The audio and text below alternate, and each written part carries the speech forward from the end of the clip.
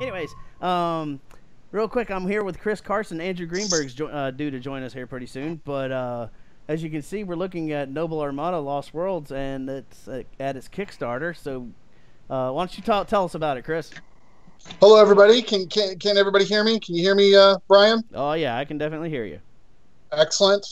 Yeah, my name's Chris. For those that are not familiar with me, I have originally from Atlanta. I was banished for a programming job to Bakersfield. And I've been working on Noble Armada for Holistic Designs for, quite a while, about 5 years. It's actually a great story that I'll share with you briefly before we get into it. I went to GDC, I believe it was 2010.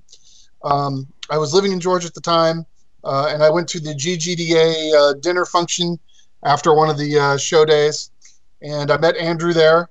I didn't know who Andrew was, and someone suggested I show him my 4X casual strategy game, Vincere Totus Astrium, which was on iOS at the time.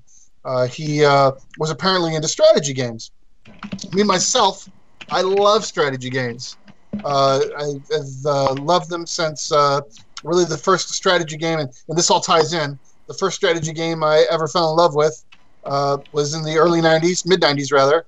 I found it at a girlfriend's house. It was on a Sega Soft CD, demo CD that was left at her house, and I popped it into that Pentium 2 computer and played a game called Emperor of the Fading Suns.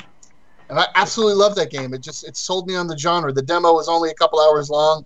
I must have logged 40 hours on that demo, and it kind of set me on a path. So you fast forward to 2010. I show this guy my game. He says, "Get back to me when we get to Atlanta." I go to his house.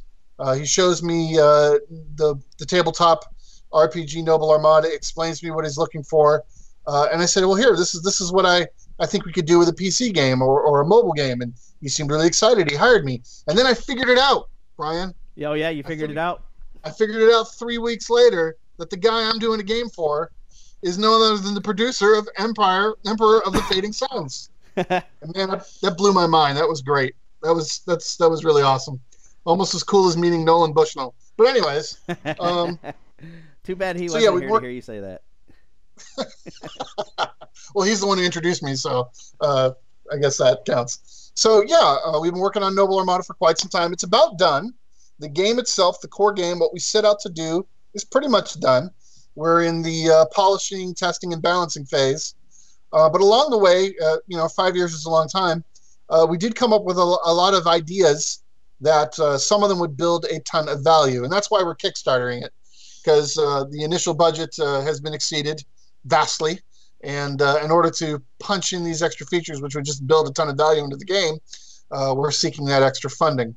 And so far, 46 wonderful people have pledged $962, as you can see on our screen here. And to those of you that are GGDA members that backed the game for Andrew and ostensibly myself, thank you. We hope that your investment will be worth it and you'll enjoy the game. But I mean, you didn't come to see me talk all the time. Let's show you the game. I'm going to play some of the game, and then I'll show you the level editor, and then maybe we'll dig into Fusion and see how it works. So without further ado, I will start the game. I'm really hoping. Here we have our. I'm really hoping some of my students are watching this so that their jaws can hit the floor. Well, yeah. Well, and I think it's really cool that you did, Brian. And yeah, I'll tell kids that you can do more than just platformers or very basic games. You can do everything. So, I don't know what happened here, but the music is overpowering your voice. Okay, well, let's fix that. How's that? Ah, much better on the ears. Thank you, sir. All right, well, we don't want to blow anybody's ears up. Okay, so, title screen. Click start. Then you move to the main menu, which we designed after the famous jump gates that you find in the Fading Suns universe. Our artist, Ilker Ilsen, did an incredible job making this version of the gate. Might ask you to turn it down a little more. Sorry. Turning it down a little bit more. Like a little high. Yeah, there you go. Try. Well, you can't hear anything. So Here we go. Your will be done. too high? Good? What? That's good. All right. So each of these little buttons on the wheel do different things. You get the campaign mode, you get the skirmish mode. Down here, we're going to have extras about the game, which will include information on the tabletop RPG, which the game is based on, credits, achievements, and up here, options. Now, if we hit the Kickstarter goal, we're going to actually do something different. Campaigns will become much larger, and then we'll have missions, and then skirmish. And I'll explain all that as we go along. Let's go ahead and start with the campaign. Initially, unless we had something stretch goals, initially we have the 5 main houses of the Fading Suns universe: the Hawkwood, the Hazat, the Kados, or as Andrea always says, the evil Kados. Important point. The Halahan, I can never pronounce it right. Maybe someone can correct me. Lihalan. What's that? The Al Malik, the Lihalan. Okay, see? I'm still just, he's the master, I'm still just an apprentice. And we are finally joined with Andrew. You guys, volume's been too here. low. Let me turn mine down even more. Can you guys hear me? Yeah, we can hear you. Keep getting, it's because I'm turning on the speakers. Here, let's use the power of fusion. I'm going to turn the volume back up. That's going to be loud. I'm just going to go into the editor here. And I'm going to go to make sure these are all my global values I've declared for the game. And for the initiated infusion, you'll be like, wow, that's a lot of global values. Well, that's what they're there for, right? To use. So let's figure out where my volume control is. So we got sound and music, and it's set to 100. Now, if I go to my global event editor, I can then say, start a frame, set global value. Actually, I'm going to make it always. I'm going to be bold in case I load the values from my INI file. So I'm saving the external data for the sound file. The sound setting, I'm setting from a external file, an INI file. So we'll just do this to override it. I'm going to copy that because not only sound, but also music I want to set to 50. Okay. And being this is a global event, this will trigger no matter what frame I'm in. And let's see if that did what we wanted to do. Is that better on the ears? Yeah, very much so. Wow. And I can still hear you. So programming, it's so much fun.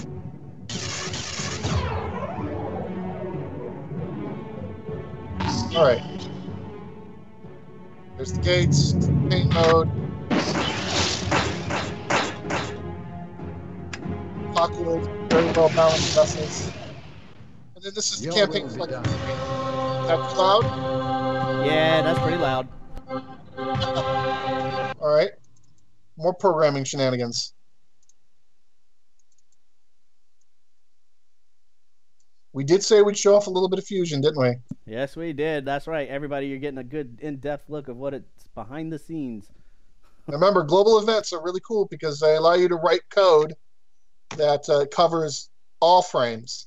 Fusion is frame-based, and typically code that is in one frame does not exist in another frame. And earlier versions of the tool, that became a problem, especially if you were making multiple levels, and each level was a frame, you had to copy your code. And let's say you did that, which I don't recommend, but let's say you did it and you had 96 frames, and you found that you needed to change something, you would then have to change it in 96 frames. That's a lot of work. So the global event editor helps with that.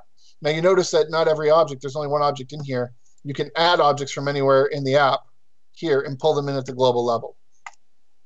So now I've set the volume and the music to 25, and it will always do that. That should definitely lower the volume. Let's check it out.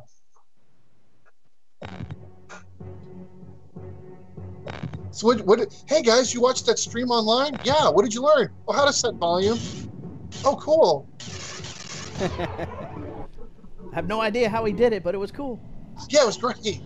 Volume setting. I can't make a game, but I can set volume. All right, here we go. So, as I mentioned, one of the stretch goals is we want to separate mission editor from campaign editor. So this mission editor, which is currently the campaign editor, loads these different missions, which we originally called campaign. I'm gonna go with this one. So I've picked my house. I've picked my campaign, which we hope to change to mission. Get blow something up now? Yeah, but we're getting to it. Yes. Andrew, you still with us? Is that all you showed up for, Brian? Oh, what? Who, me? Yeah, just to see things blow up. I love space games. Hey, look, it's a bug. How in the heck did that happen? Are you serious? Yes. Yeah, it's a bug. And, yes. And you know what? We have not seen a bug in that frame since like 2013. Okay, no, I got to do the. All right. Yep. Sorry. Found a bug. Yes. Interesting. All right, so we got to debug. When I'm streaming these first looks, I find bugs. I don't know why. For some reason. Yeah, I mean, literally, Andrew can testify. We've never had that happen, and suddenly it does. What are you doing? Brian's good at breaking. You're the one doing it. I love it. I love it. I love finding bugs. All right, let's just do a test here. See, when I said something about blowing things up, I wasn't necessarily talking about spaceships. Now, what did we recently change though? Let's debug. What did we recently change? You were there with me when I did it. What, you talking to me? Yeah. You're the only other person. I was over here messing with something else. Sorry. He's not just rhetorical. Hey, yeah, no, you're going to participate whether you like it or not. Oh boy! All right. I bet you if I deactivate this, you can tell that Chris teaches game design. Yeah, now you do too, don't you? Are you still? I think we all do. Yeah. Okay. Yes, you're in a chat full of teachers. See? So what happened is when I changed my global values for volume, it messed up my events. Now, so that we can understand why that happened, let's take a look. If the music track is not playing and the channel volume of channel 30 is less than 100, then start subtracting, right? Now the problem is I set the volume of channel 30 to channel volume 30 plus 1, but then the global value sets it back to 25. Does that make sense? So I never reach the 0 volume, which is what is used to trigger moving on to the next frame. So there you go. We figured it out, which now means that I'm going to have to edit the INI file or the music will be too loud. So we go to our projects folder. We go to FSNA, which it's now NALW, but that's a whole nother story. And we find our INI file. Options, probably. There it is. And let's set this to, what do I have it, 25 or 75? Let's go 75. Yeah. All right, we run it. Still too loud. So we edit it some more. 25. So Andrew, did you get to mess with Fusion at all during the development of this game, or is it all? Yeah, I played around with it a little bit, but one of the great things about this game is that Chris has been driving their whole Fusion engine in new directions during the development. He's been definitely on the cutting edge, the leading edge of what this engine can do. That's why it's so great to have this stream.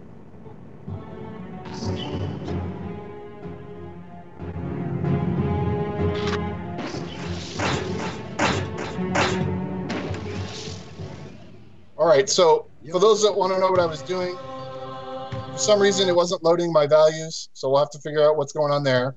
And then, so I went ahead and I manually edited the global values, the debugger tool. So, ended up with a question in chat from 2X line or X2 line. okay. Do you have a history of action so you can go back several steps? For instance, and he uses Photoshop as an example. Oh yeah, absolutely. So in the editor, we'll go ahead and stop. We'll get to battles at some point, Brian. we do have the undo and redo. Now, if I leave a frame, so let's say I change something. I'll just do that. Then I can edit undo, I can edit redo, right? But the minute I leave this frame and come back, it resets the buffer. So it can't remember the steps once you change frames. But as long as you're within the frame and you make a change and you need to undo it, you can undo. And I don't believe there's a limit to the amount of undos you can do as long as you stay within the frame. I hope that answers the question. If not, let us know. We'll keep an eye on it. And then we're going to go back and manually edit these values again.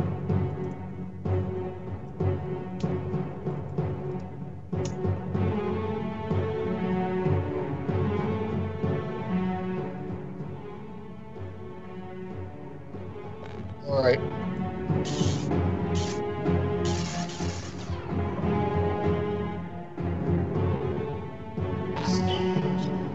Come on, come on, come on.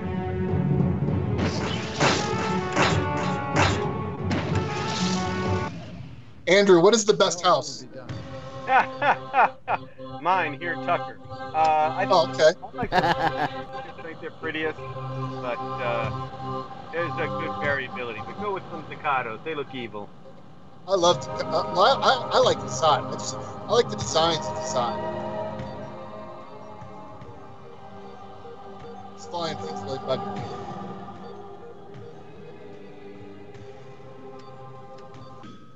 All right. So for those that use Fusion, this is a really cool tool, the debugger. It allows you to poke in and get a lot of information out of your objects, global values, global strings.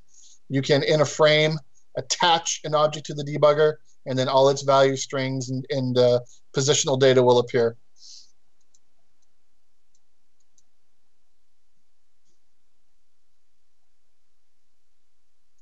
All right, what is going on now?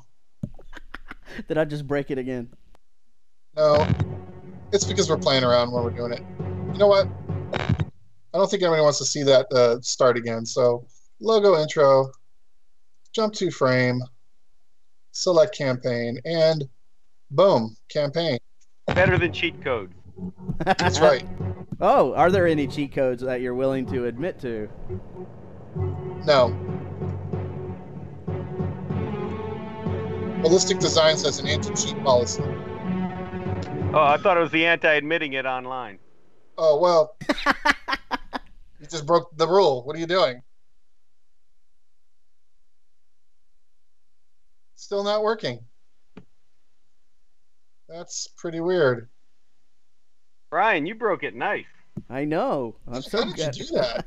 It's great. We're going to get to the game. I'll tell you that much right now. So here we go. Nope. Wrong button. Sorry. Editor. Select intro. And that's level load. So it's this one, start game. And keyboard.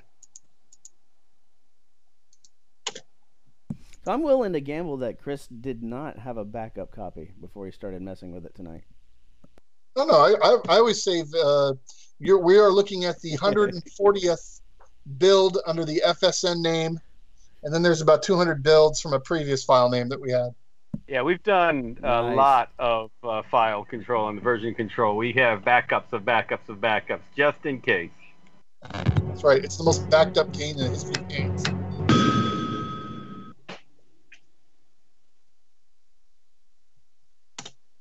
Hopefully our viewers and students will remember that fact. Remember what? Backing things up. Oh, yeah, that's some of my students in class today. Mr. Carson, my file is in here. Did you save it? Yeah. Did you save it to another device? No. Did you save a different version? No. Well, that sucks. Do your work over. Yep. All right, so this is what we were trying to get to. This is what originally a campaign was. So you'd have a system that you entered, and you'd have objectives. Each objective can be different. This particular objective is you got to clear the map of all the ships. Navigating through the galaxy, through the mission map, or the campaign as it was originally called. This is our fleet here, emerging from the gate. And to navigate, I click on any planet that I have aligned to. So I can't do anything with this one. But these two I can navigate to because I have direct navigation lines. Now you'll notice that there seems to be ships in between me and the planets. So part of the decision-making process in some of the more complex maps is weighing whether or not going in this direction is the right choice because the fleet that is in your way represents an obstacle. So we'll just head down to this planet. Now we're engaged in a battle. The forces have moved in to keep me from the planet below, destroy them, and you may find what they're hiding. Now this screen, oh, look at that, there's another bug. That ship shouldn't be there. So in this bug, this ship is improperly represented. And that's because Who's I taking fixed notes it tonight? for the... What's that? Who's taking notes tonight? Well, this will be fun. We can actually look in here and see the different ships. So 12 is the small ship size, 13 is mid-size or frigate, and 14 is galleot. 15, what you're seeing is graphics for a ship size that, should the game succeed, we may integrate later, but they're not fully integrated in the game. So if I just switch that value like that, save it, then that fixes it there. But then we're not running on these because these are read-only. They're reference. We now need to go to the actual game, which is right here, and we also need to change it there. And what this is a concatenated string of data. This is the ship it represents, and then all of these values represent different functions. These are crew size, engineer size. These are weapon types and armor strength, and it just goes on from there. And then what we do is we run it through an object called the string parser, which allows me to pull this, what is a complete string, and break it down into individual pieces of information that the game uses. And if anyone's interested, after I finally blow something up for Brian, we can look at that and how that works. I'm gonna unmute my mic and start making spaceship explosion noises soon. Pew pew! All right, so obviously it didn't fix the loads. This ship's dead to us. I'm not going to be able to use that for the battle. But the Malcolm, the Zella, and the Justine are still available. So we control direction, this little icon here. And then we have thrust. Being it's a vector-based ship movement, the combination of thrust and direction affect where the ship will move. And we recently added these little lines that give you an idea of what you're plotting. So you can kind of polish up and give the user a little more feedback as to how the game's working. So now you can see I'm moving in this direction, but by adjusting my direction and my thrust, I'm able to modify the angle of which I'm zoom out, and we can see there's an enemy fleet up here. So let's see if we can eliminate them. In this particular version of Noble Armada, the smaller the ship is, the faster it can accelerate and decelerate. So your smaller ships are kind of your advanced force that you might want to use to go in and stick and move with. Looks like these guys are hiding behind an asteroid. Can't have that. You telling me your AI is thinking strategically? Remember, Brian, it's not the game. It's the AI that the player thinks you wrote, and based on your comment, see you wrote the AI. All right, let's lessen the playing field. And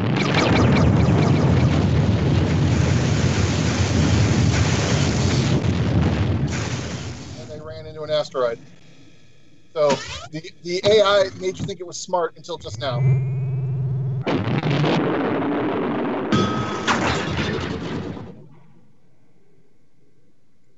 Oh, somehow I've been boarded. Maybe another ship wrapped around and got one of my guys in the back that I didn't see. But now we're in a defense action. So this is our ship. It's this particular ship here. And we didn't see it on screen because it happened off screen, but we've been hooked and boarded by an enemy vessel. So we now need to defend the ship. These guys are going to board from these entrance points, and they're going to try to make their way to the bridge. if they seize the bridge or wipe out most of my guys and it's overwhelming odds, I lose the ship. However, I can repel them with good decision making. I only have to make it 11 turns before the internal systems flush out the invaders. And for some reason, the audio is now not working. That's all right. Yeah, this is something that recently cropped up. Hit end turn. When you're being boarded, you got to hit end turn a lot. So I'll make sounds. Click. So now I'm engaged in a battle with the boarders. This number represents the strength of the squad, and the bottom number represented the strength of the squad that was attacking. Now, I like where everybody's positioned, so I'm just going to hit end turn, and now we've got more boarders. Now remember, the longer they're on your ship, the more damage they do. That's also true. But I'm a chicken, so I'm just going to wait them out. Oh man, meet him at the airlocks. Drive him off. It's early in the battle, Andrew. It's Be early. repellent. It's early. We have to manage our resources. Die, kill. We do need to do more to make this look. I hear more. the blood hitting the floor. Oh, that's me. So now I've lost an entire squad. So You're not as repellent as you used to be. okay, we got 2 turns left to make it. Okay. Come on, boys. Lord. That's one hefty 4 guys. Okay, the enemy was repelled. I made it through the turns. And according to this, I only lost 14 brothers and sisters. So let's find out where that ship was. Oh, so it's this big one that got boarded. And again, the reason why it shows big here, but showed as a little ship in the other screen, is because this level of ship hasn't been fully integrated into the game. So it defaulted to the first ship type, which is the small ship, or the Explorer. All right, so we still got these 2 idiots up here. Put this down. Get the Zella to join us.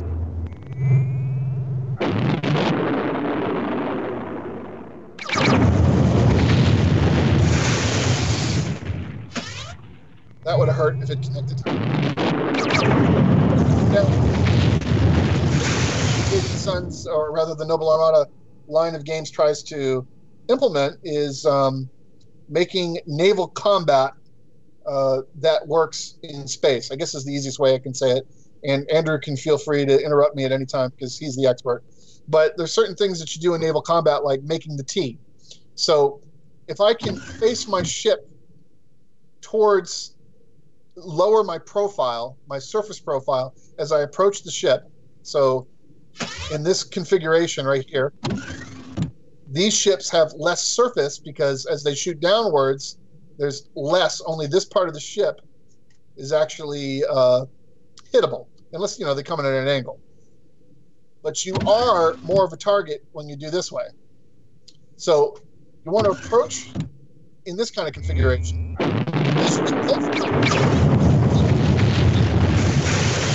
So you've kind of made this T, if you will, which allows you to broadside the enemy.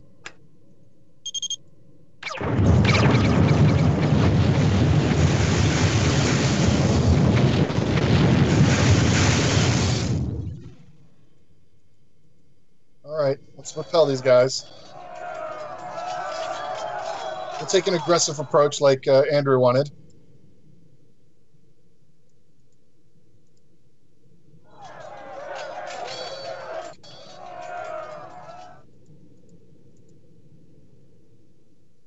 Oh, look, you see that? He backed off. He's like, mm-mm.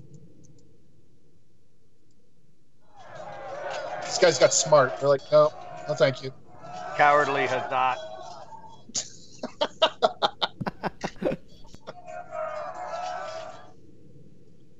Andrew sure does make it fun, doesn't he? That's what we game designers pretend to do. That's what we get paid the big bucks. That's right. Fun is literally the definition of the job. All right, lost some more people. That's all right. They served their house well. All right, so I'm going to show you the interface here. So you saw earlier, I shot off one volley of cannon fire from this side of the ship, which would be the, forgive my Marine Corps days, but I believe this is the starboard side. Is that correct? Or did I get it backwards? Yeah, now you got both of us confused. Starboard. Wait a minute. I thought We're the in outer Starbucks side was where you got coffee. Yeah, I think this is starboard and this is port. Regardless. The port side is where you get drunk. Yeah, exactly. So as you can see, I have a red dot here. So I have 3 volleys of cannon fire available on each firing arc. This particular ship style only allows me to shoot on the 2 sides, the port and the starboard. If I go over to this ship, you'll see that I have different firing arcs. Now, you'll notice, though, that this arc seems to be missing, and that's because the damage I've taken on that side of the ship has removed the weapon systems. And the shields are down, the armor's been breached, and the weapons are damaged.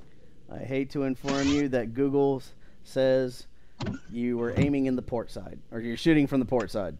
All right, so the port side cannons, we're going to shoot one more time. That sounds like a personal problem.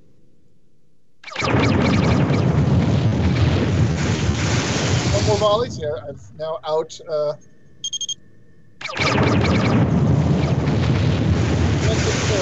Done. If I look at my cannon, I now need them to reload. So after a period of time, they will reload, and then this arc will be back up and available. The stronger, the more trained your Marines and crew are, the more effective they are at their jobs. One of the things that they'll do faster is reload the weapons.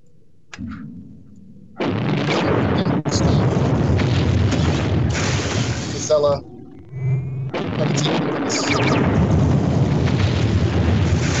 Foolish captain.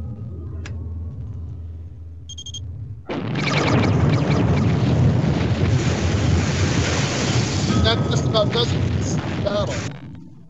So this guy looks familiar, but he's letting you know that it's been honorably won, and this is the amount of money that we accrued during the battle. Now, while I got Andrew online, Andrew, I had a thought. When I blow up a ship, why don't we, and it should be really easy to do, have parts, if you will, fly off the ship, or it can just be as simple as chests. And as you play the game, you collect the chest by, a collision with the ship, and then that could add bonus money or bonus parts. What are your thoughts, sir? As a power-up, so in the game logic, the idea is that you actually take these broken hulks of ships back and sell them at prize court, and the ones you capture are worth more. Now, theoretically, you could scavenge them and get stuff out of them to use. Okay. So I'd have to think what they would actually be. It's just an idea. Not all ideas are good. We'll document it like good game designers do, and Moscow the hell out of it. All right, so it looks like several crews got promoted, so that's exciting. And you can see the damage that was accrued on some of these vessels, so I'm going to go ahead and repair the fleet and continue on our way. So now we're over the planet Roth, which is a dark planet of ice, not related to Hoth in any way. It's full of mystery and harsh weather. Home to crystalline creatures. Nice. So each planet has some shop options. So we'll go to the first shop here, and it's Crazy D's Colony. And, they're happy that you're here because the slavers that were occupying this space ran like dogs. And they're willing to feed some crew to us at a cost. And here's our available Firebirds and how much crew costs per ship. And again, here's that ship that we use the improper setting on, so it's all goofed up. So I'm going to fill up the Hornet with crew. I'm doing the hold down mouse option so it'll fill quicker. And we'll just watch the money disappear. We'll go to the second shop. And this guy also familiar. And he's offering Marines, which, I'm not going to worry about Marines. From here, we can also manipulate our ships. So there's our different ships. Again, you can see it's defaulting to the first, the Explorer ship type, because it doesn't have everything loaded in for that. And then each ship type, you can edit the weapons loadout. And conveniently, for the purpose of testing, I've left in some weapons types. So I'm going to go ahead and put this bad boy here and 2 bad boys here. So we're going to make this a pretty robust little weapons platform for the next battle. We got 2 directions to go. Andrew and Chris, how much time do you spend playtesting this on average? I don't know, week or month? Guesstimate. I think really, honestly, for me, the good litmus test of how much I've playtested a game is if my children know the theme music by heart. Yeah, pretty much. Or if my wife says, if I hear that song one more time.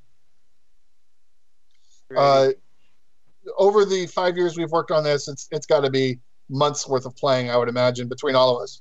Oh, absolutely. So, a fair amount of streaming it, too. Yep. So, you guys want to pick a planet for me? Small blue or big blue? I'll say go Come on, for Brian. Big Blue. Where are we going? Go Big Blue. Going big blue. Go to IBM. All right. A new contender.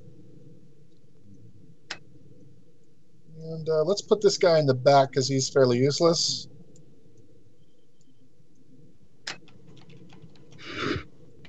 The enemy is up here.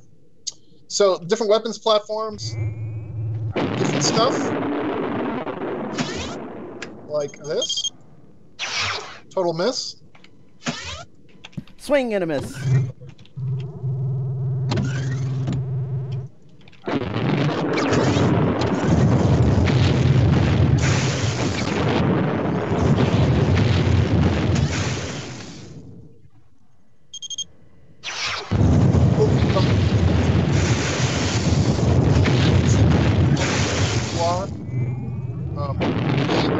The closer you shoot, the more damage it unloads.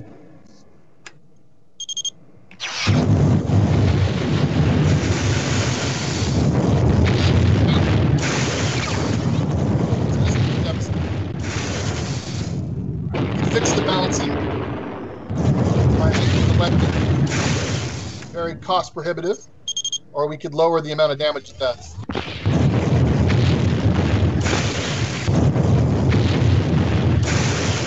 You guys are getting too close. More. All right, so now we're going to board the enemy ship. I have 3 entry points on this particular ship, and these are the crew that are here. Again, the objective is to take the bridge. So I'm going to put one guy up here, and then I'm going to put, I think we'll just leave it like that. And then I'm going to make a run for it. Apparently my crew is pretty low on this particular planet, or this particular ship, rather. Leroy. Oh, this isn't looking good.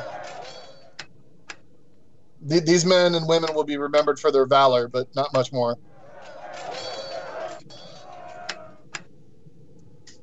Some will say that whoever the commander was just sent them to their death needlessly.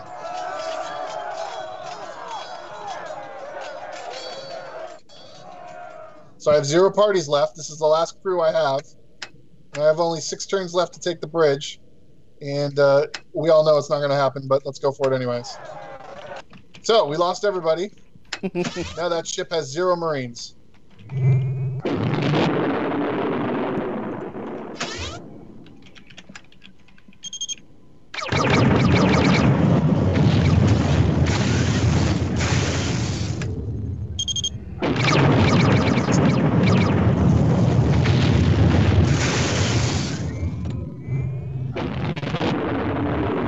I watched Andrew play test the Armada.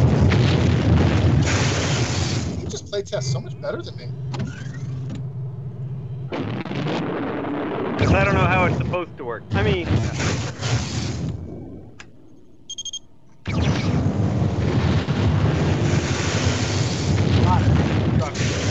best way to play test anyway. We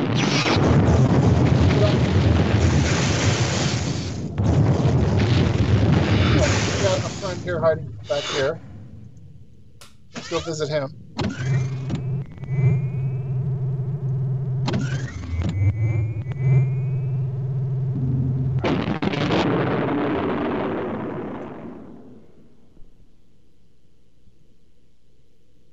I think they might be putting a hurting on you. They really are. It's a little I like one-sided. this guy's defying physics. But those beam weapons at short range are deadly. Yeah, that's our saving grace today.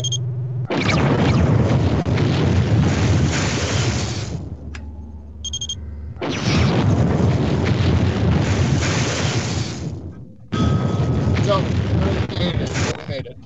Victory. Dead bodies all over space. So anyways, that's what a currently a campaign is made of. What we're doing with the Kickstarter is we want to take this campaign and call it a mission, okay? And then we want to make a campaign. We want to polish the mission editor, which I'm going to show you in a second, to allow everyone to create their own missions and share them and play them. But we also then had the idea of campaigns. And the idea is we could elevate campaign by making it a series of multiple missions. So that's one of the campaign stretch goals that, or goals that we're really looking forward to try to do. Let's see, what do these people do? Yeah, part of the thinking behind that is that we originally designed this to be a really quick gameplay experience, and you see how fast some of these battles can be. Basically 30 minutes to an hour, but that way we can link a number of different solar systems. You go back and forth, fight for control of the jump gate. Gives it a lot more of a strategic feel of our older Emperor of the Fading Suns type games. Which is what we want to try to provide to some extent. That we're looking for that midway of easy entry for anybody, but also allow for that higher level of strategy. So the level editor, which it originally started as a tool for me to give to Andrew, Holistic Design, and his assigned team members, the ability to create missions, as we're going to call them now, and add a little bit of the Fading Suns lore. Over time, it ended up evolving to the idea of potentially allowing other people to use it. So it's in the middle of a transitional state. We're trying to make it completely user-friendly. So we'll take a look at it. Oh, look, let's use an opportunity to edit an image. So we recently had a name change, so we'll just start by saying peace out. Great. Yeah, that looks better. So level editor. And then here are all the different levels that we've been messing around with. And I can load one of them or I can select new. So we'll start by looking at one I've been working on called Emperor's Challenge. This is Andrew, can we tell them about what we're planning on doing in 3 to 4 weeks, or do you want to? This is a perfect place for that kind of sneak news no one else knows. Okay, so as part of our Kickstarter campaign, we're going to start, I believe he wants to do on the 3rd week, an exclusive play test for backers, and then we'll have a slightly less featured version on the 4th week for everybody who hasn't backed, give a play. This is one of those campaigns where we're trying to provide as part of that. And this is the main editor face. And you'll notice that you've got planets. You got the waypoints that have been created. And then these buttons here represent the fleets that you'll have in the game. Now, in this particular version, this is a bug in the editor because this is brand new interface that I'm working with. These are supposed to be empty. And you'll notice that they load funny. So we'll switch them back to empty just because that's the state it was in. But then you can change the weapon loadouts of the ships. I believe you can change the crew experience. And then that's how you edit this is your initial fleet. These allow you to determine which house you're using. So now I've selected 2 houses. It'll flash between both so that you can see, or all. And then the planets themselves, you go to edit, and you can edit which facilities are available at the planets. All right. Name the planet, and you can add a story element here. Now, the waypoints also have story elements. You can add a story element here, and you can determine the makeup of the fleet up to 8 enemies in the current engine. And then mission types. Currently, we have defeat all enemies, capture a ship. So the engine will pick a ship that you have to board and seize. Run a blockade, which means there'll be a, designed for, maybe you got 1 or 2 ships, and they've got 8, and you need to get through them to a target location. So you're running the blockade. No battle, that shouldn't be there. We're going to figure that out. And then in the, we have 2 other mission types that will move over in the, that are currently built into the skirmish mode, and we'll show that. And then here you can determine which house you're fighting against, or you can select that button and it'll randomly pick a house for you. So that's the oversight of it. You can cycle the graphic types. And that's what an existing level looks like. Now, I could erase it and I could build my own. So pick a planet, drag it into place, pick another planet, drag it into place, then right-click and drop your line. That's a little bug right there where it pops the planet. And then I've created my navigational lines. And maybe I want to put a planet here. And then I could make lines go between it as well.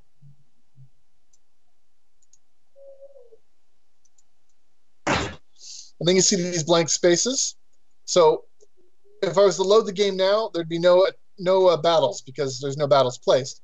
That's what add waypoint does. Allows me to grab a waypoint, drop it on. So now I'm saying that when the game starts, you will have at least 1 battle between here, and then you can configure it like I showed you earlier. It's a battle.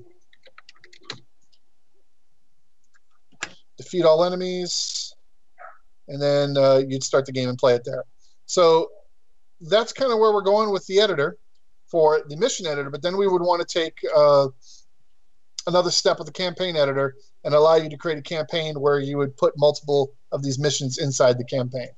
So that's kind of what we're doing with the editor. It still needs a lot of polish because this is really the first time we showed it in public since we decided to shift from, for any of you that have done programming and use developer tools, you kind of need to be part of the secret society to know how to use it. They're not the most UI-friendly types of programs, and we're trying to convert it. So that's the level editor. At this point, I'd kind of want to ask if anybody has any questions. How many people are watching anyways? Actually, I was hoping you show the skirmish mode. Skirmish mode, sure. So we got, okay. So skirmish mode, we'll show that real quick. That's right, folks. Anybody out there in any of the chats on YouTube, Twitch, or Mixer, if you've got any questions, post them in chat. Oops, remember we wrote some programming code that screwed that up. So let me go here, and we will go to jump to frame, go to skirmish interface. So now here's the skirmish interface. I love this. This is currently probably my favorite part of the game because you can just jump right into a battle. So you've got your fleet and the enemy fleet. Now in skirmish mode, there is 4-on-4 maximum battles. We haven't gone with 8, and we do have a feature in there. We'll explain that as to why it does that. But to change your fleet makeup, you just like we did in the editor I showed you, just click through. It'll cycle through the available ships. And then you can pick the weapons loadout. So maybe I like these guys to, maybe they have these. You know what? I haven't shown you this yet. So we'll have these guys have the, I forget what we call them, machine guns? Is that what we call them, Andrew? Slug guns. Slug guns. Okay. All right. And then we'll leave it that way. And then, the enemy. We haven't fought the Dakotas yet, have we? So let's do some Dakotas. But they're the good guys, not. Jeez. And then we got game type up here. So this is one of those modes I was telling you about that isn't in the main game yet, Sea Station. So a space station will appear in the middle of the battlefield. and the objective of the game is to seize that station by boarding it and taking it over. We'll move that over for mission types soon. Onslaught will be skirmish only, and Onslaught means you defeat these 4 ships, but each ship you defeat, another one will join the battle, and the idea is how long can you survive playing with the fleet that you have. And then back to destroy all ships. Space debris allows you to determine how much good old space rock we have. And then the randomize button, what it currently does is just takes all these options and randomly gives you a different configuration. And then the play button gets the game going. And now we're playing.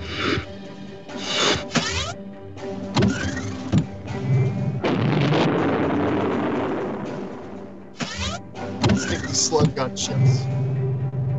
Explosive slug guns.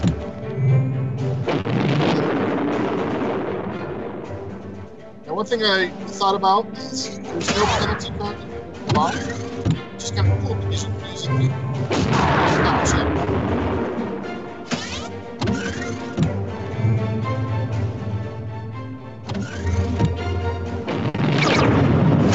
Not enough thrust.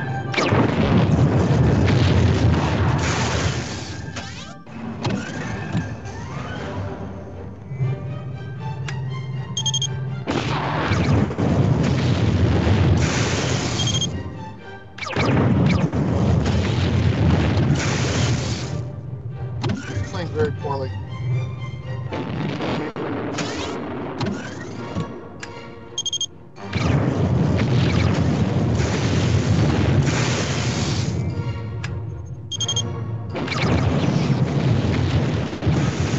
Here, show you damage. So you can see that if you field quadrants in armor damage, these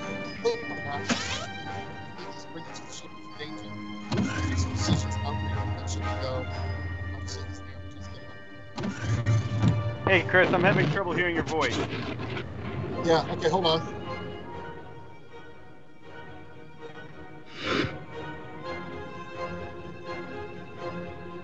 Oh boy.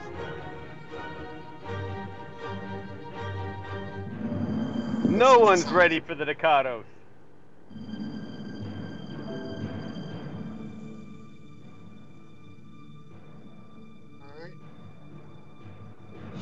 Then I'll put the detail screen, go back, and the volume hasn't changed.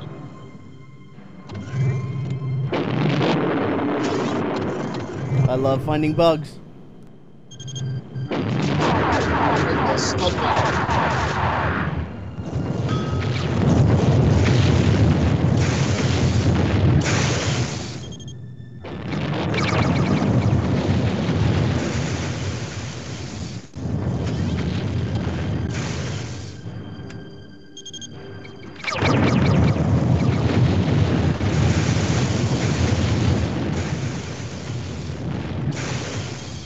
Here's a cool idea that I can show you. Sometimes ships are too far away for you to hit. They're out of your gun range. But these derelict vessels that have been destroyed allow you to still target. So you can check targeting if you're not up. So you can target this one, but because they're in line,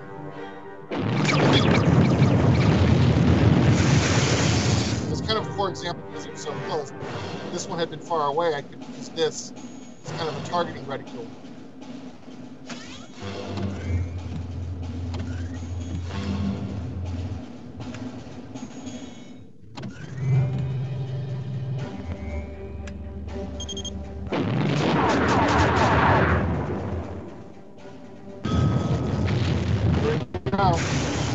I won.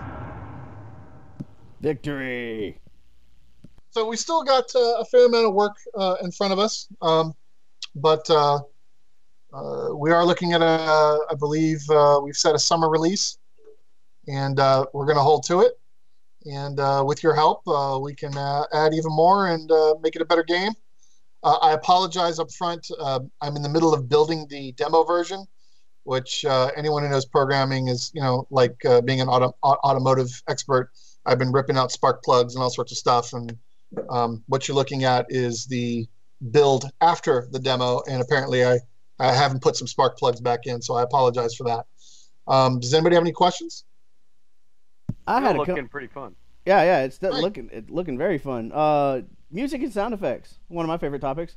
Where'd you get it? So I have been blessed to know a gentleman by the name of Sam Dillard, who is out of Texas, and a good portion of the music has come from him. I've worked with him for years and years and years.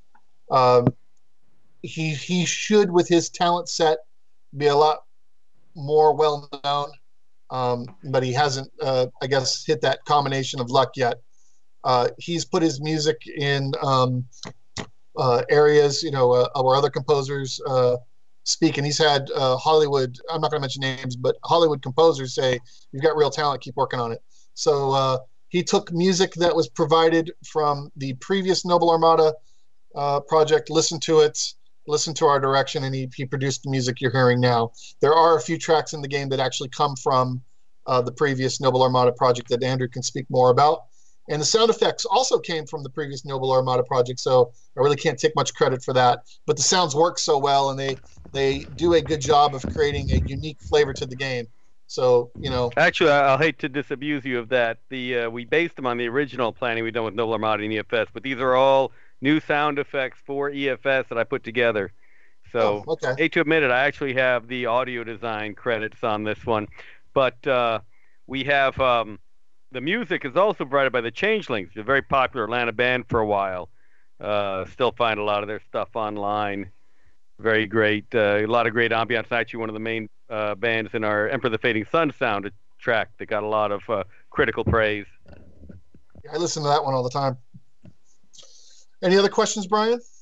Cool little story. Art and etc. Tell us about the art. All the art. So all around, including our our art nice little nebula-looking picture we have right here for select background. Oh, yes. So our artist, Ilker Eason, an incredibly talented artist, probably one of the best sprite artists I know. He's made an incredibly just great look to the game. He took time and researched how the Fading Sun's universe works, so he knows it's aged, it's ancient, it's technology that can stand the test of millennia and millennia.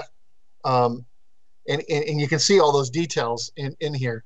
Now, in the Fading Suns universe, from what I understand, technology, the mastery of technology is nowhere near as strong as it used to be, and you can see those details even in the graphics, right? So this is an interface, but you can see all these little like hieroglyphics or caricatures that give you this kind of sense that the people that are operating the technology now almost have a reverence for it. It's not just technology; it's almost mystical in a certain way. And I think that all those details add to the whole flavor that this is, getting near to the end times, and the human race had better times. So he did a great job with that. He's a true artist. He's one of those perfectionist types.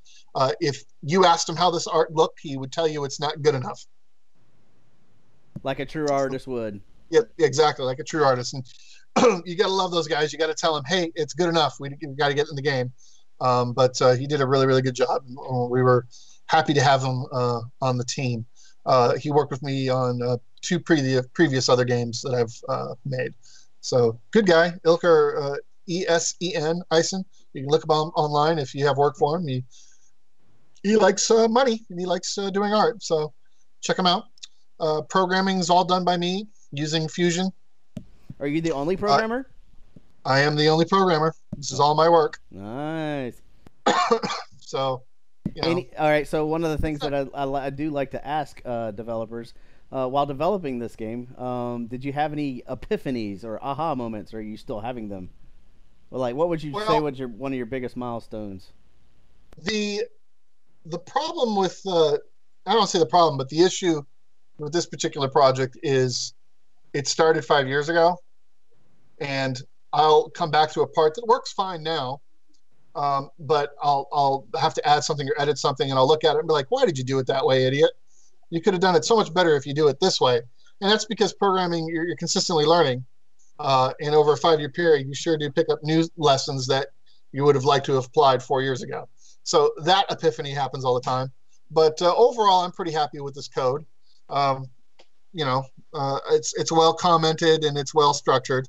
And to me, a test of well commented and well structured code is when one of your vested partners says, "Hey, it'd be really cool if you could do X," or something isn't working with B. And to me, the test of the code is how quickly you can go in and say, "Oh, that's it," and fix it. And so far, this code is held up that way for the most part. Yeah, that's been pretty amazing how responsive the code has been to new things and changes. So, and you can see it's all, I believe this is the battle engine, and in event lines, it's coming in at around, remove the testing, it's about 1,272 lines of code. Through the event list editor, we can see a little bit more. The fun part of coding this game was, each ship, we have to have sides. And so you had to do the calculations of saying, well, what's the current angle of the ship? What's the angle of the round hitting the ship? And then transpose that to get which side it's actually damaging. And that was fun. But yeah, it's been a real blast to work on, and we're pretty excited to have it close to being done. Hope that answers the question. Oh yeah, Andrew, any other more input you'd like to share? One of the fun things about what we're doing with the Kickstarter is we're trying to make this game essentially infinitely expandable. So right now, even with the skirmish mode, you can play it non-stop and have a different experience every single time. But by giving out the mission editor, we're going to have everybody making levels for this. And that was one of the great things about Emperor of the Fading Suns. The game itself was a blast, but then we had these great patches that people did, the Hyperion patch, the Nova patch, and just expanded the game dramatically. The issue was the tools we had for Emperor of the Fading Suns to make that were really clunky. You had to be a very talented programmer just to do that. So really happy and really looking forward to what's going to happen when everyone gets their hands on the mission editor. So we need your help. Let's make that campaign editor come to life. Yeah. Hey, if anything, from what I was reading in the details, you can at least get your name in the credits. Yeah. That's right. Just for $1. $1. $1. Well, just a little bit more, you can get a copy of the game, and you can blow up as many ships as you want. Ooh. I mean, that's got to be a value, right? Unlimited ship destruction. That's right. It's available. It's available now for your backing. So here's the station boarding screen. So that's what the station configuration looks like, and the code associated with boarding. There's quite a few lines of code in this game. Oh, I think it's kind of cool though. Andrew Greenberg ended up in the credits of my game Egg Defender, so I backed him. I had to get my name. If anything, I had to get my name in one of his games. That's right. I got to add that one to my CV. Well, if you're part of Egg Defender, really, why should we even continue? You got to remember what your it said Andrew Greenberg for moral support. No, I've got to add that. I'm going to start putting moral support as one of my credit lines. Immoral. Immoral, that's right. Oh, that's for Egg Defender. It has to be immoral. Right. All right, guys. Well, I'm going to probably stream more Noble Armada on Friday. For those who want to see, it'll be during our Click Team Reactor stream. Oh, excellent. It'll be about the same time. And maybe by then I'll have all these little issues that cropped up in FFNA 140 fixed, so we can have a smoother demonstration. And by then it'll be called NALW 141. Oh, well, yeah. Well, or should we start at 001? Okay, NALW 01. All right. Awesome. Oh, well, thank you so much for showing all of these neat, fancy things you can do in Fusion. This is probably the most in-depth project you've ever shown us here. So thank you very much. Thank you both. Andrew, for giving us even more detail. Absolutely. Always a blast. Good interview, Brian. Yeah, absolutely. Any last words you want to close out with? Thanks for watching, guys, and check out our page. It's right here, and we'll put the link up. And if you're interested in getting into Fusion, visit clickteam.com. We do have a free version that you can tool around in. Right here, you just download for PC or Mac, and make sure you like Noble Armada on Facebook. Thank you. Take care, Chris. Thank you. All right. See you guys. Thank you.